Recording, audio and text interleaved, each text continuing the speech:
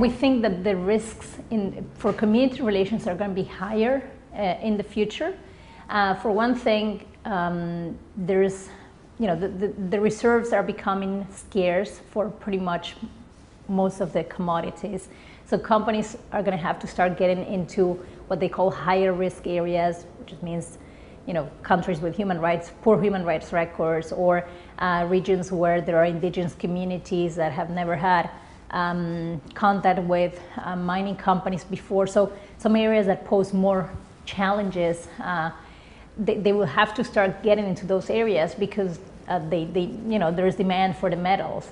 At the same time, you have globalization, and the community is getting more organized, and launching lawsuits or complaints before the OECD, there's also an increased recognition of the rights of certain groups, like indigenous groups, with the 2007 UN Declaration on the Rights of Indigenous People, and some more recent discussion about the right to free, prior, informed consent. So the bar is raising, and the communities are more connected, and the companies are getting into higher risk areas. There's also, because of population growth, there will be more competition over land, resources, and water in the future. So all these things will make community relations more important. In Canada and in Australia in particular, there are some interesting examples. There are more communities negotiating what we call impact benefit agreements with, indigenous communities negotiating what we call impact benefit agreements.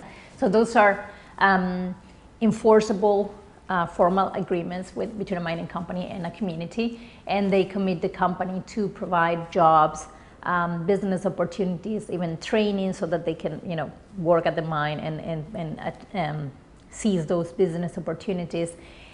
And in some cases, even royalty sharing or lump sum payments for projects that are going to take place on indigenous land.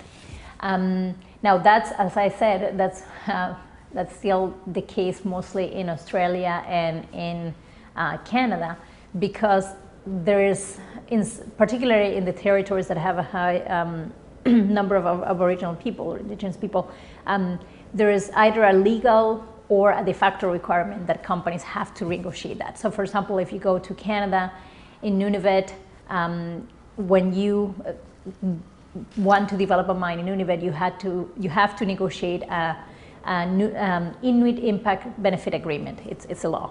In other places, like Northwest Territories, is not a legal requirement. However, you pretty much have to have them on board if you want to develop a mine there, and so there is a de facto expectation.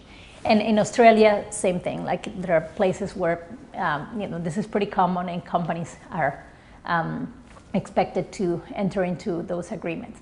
Now, you have those same companies going to Peru, for example, who are reluctant to get into similar formal agreements with the local communities.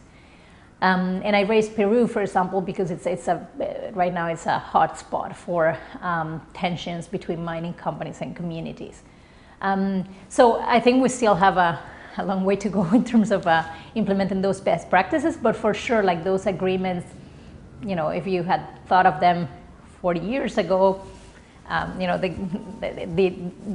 we've made some progress there, and the communities can benefit significantly from those agreements.